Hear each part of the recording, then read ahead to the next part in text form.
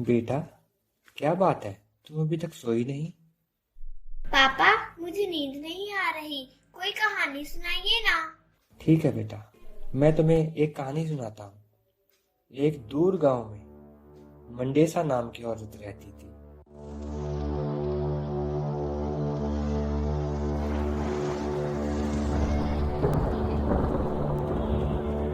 वो एक बूढ़ी जादूगरनी थी। जो भी यात्री उसके घर रात में रुकता वो उसको जानवर बना देती थी।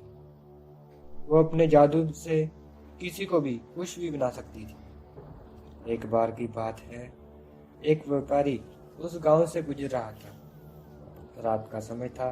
व्यापारी ने सोचा कि कहीं रुक कर रात बिता लेता हूँ। पास में ही उस बुढ़िया का घर था। उसने दरवाजा खटखटाया। बुढ़िया ने अंदर से दरवाजा खोला। व्यापारी बोला, जी मैं मुसाफिर हूँ, रात बिताने के लिए जगह चाहिए, क्या मुझे कमरा मिल सकता है? बुढ़िया मन ही मन मुस्कुराई और बोली, जी आइए। व्यापारी अंदर आया। बुढ़िया ने उस व्यापारी को खाना, पानी और बिस्तर दिया। फिर उसने कुछ देर व्यापारी से बातें की और फिर बोली, बेटा, अब मेरा सोने का समय हो गया, मैं सोने जा रही हूँ, आप भी सो जाओ। और दोनों अपने अपने कमरे में सोने चले गए। जैसे ही यात्री को नींद आई, वो बुढ़िया व्यापारी के कमरे में झांकने लगी और देखा व्यापारी सो गया है।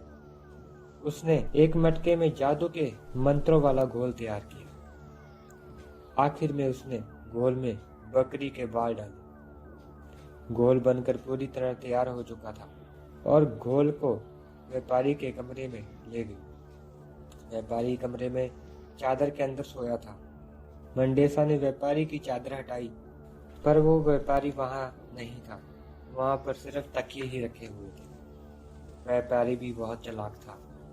वो पहले ही छिपकर बैठा हुआ था, क्योंकि वो उस बुढ़िया के बारे में सब जानता था। जैसे उसने मौका देखा, उसने वही घोल मंडेसा पर डाल दिया और वो बूढ़ी औरत बकरी में बदल गई। व्यापारी बहुत खुश हुआ और बोला, तुम मुझे जानवर बनाने चाहती थी और खुद ही जानवर बन गई। अब तुम किसी को परेशान नहीं कर सकोगी। फिर वो व्यापारी अपने घर लौट आया। कहानी बहुत अच्छी थी पापा। ओके बेटा, अब तुम सो जाओ। गुड नाइट पापा। Good night.